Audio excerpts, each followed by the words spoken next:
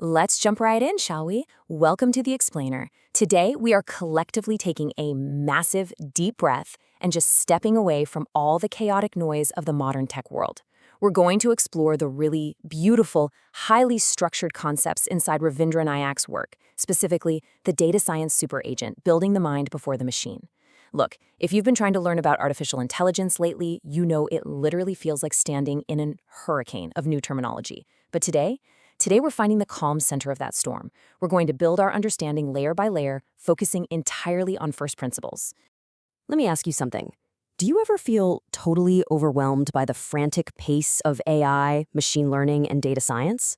Well, if you do, trust me, you are absolutely not alone. It's so common to feel like you're just being left behind by this endless storm of dashboards, autonomous agents, and crazy complex coding jargon.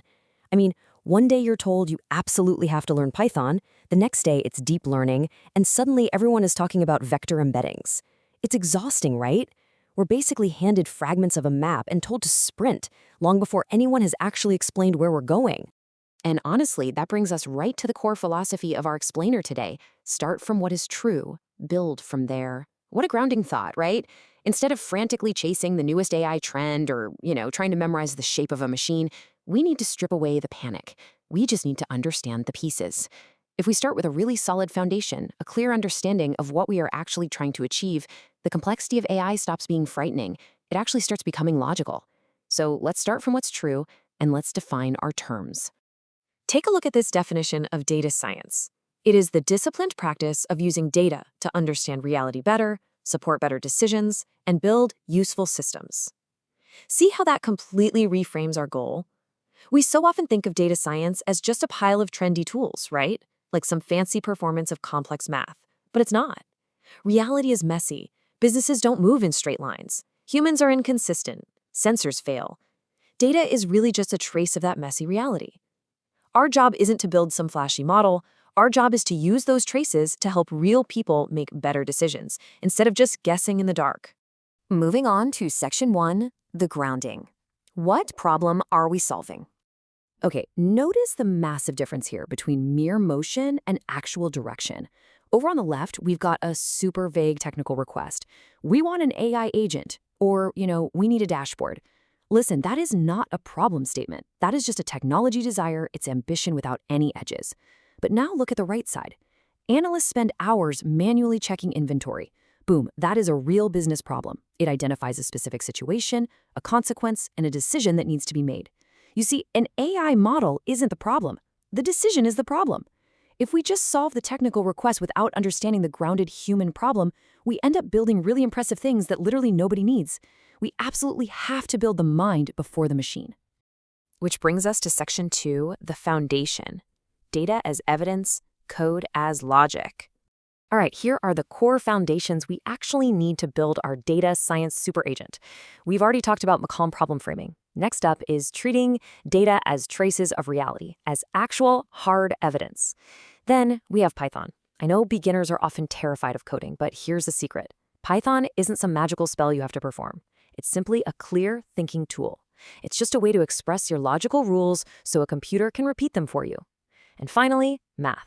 Math is not an enemy designed to exclude you. It is simply a language for seeing structure.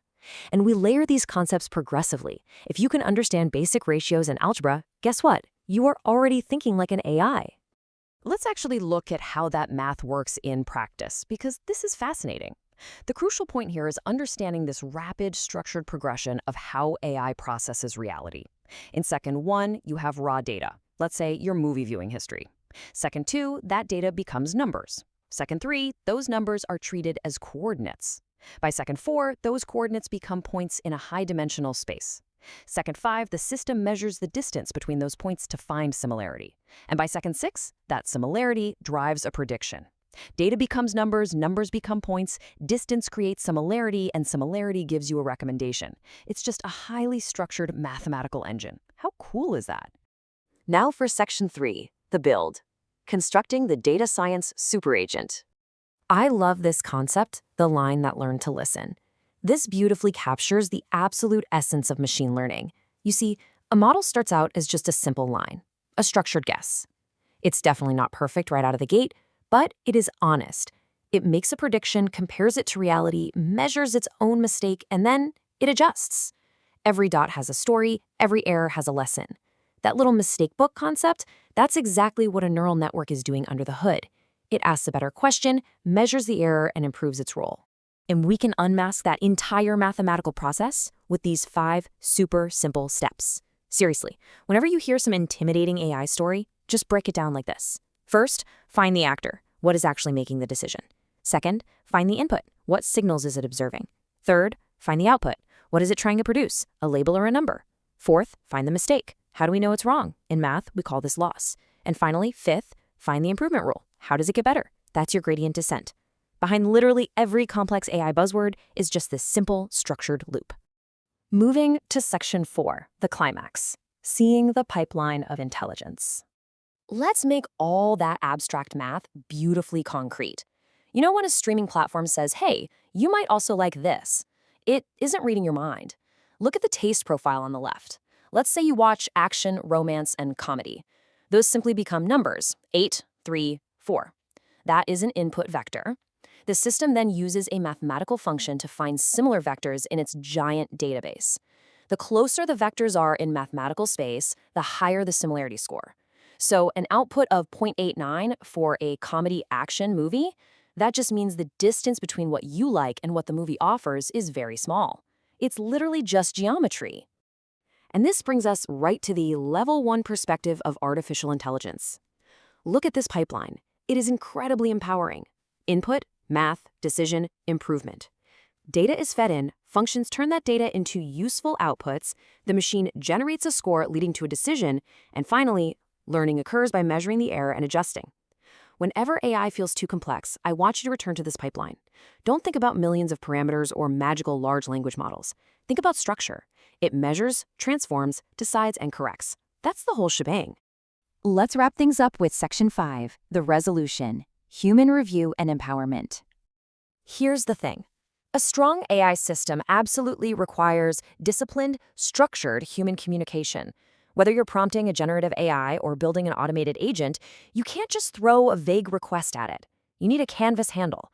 What is the purpose? What context must travel with the request? What are the limits? Like, what should the answer specifically avoid? And most importantly, review. How is the human going to check for accuracy and safety? An AI agent is a phenomenally powerful tool, but it desperately needs strict boundaries to be truly useful. It's kind of like managing a brilliant but literal-minded intern. Which leaves us with this final, rather provocative thought. A prediction is not the end. It is the beginning of responsibility. We've seen exactly how to unmask the math, how to frame the problem, and how to understand the pipeline. But the ultimate safeguard, it isn't in the code. It's in the human mind.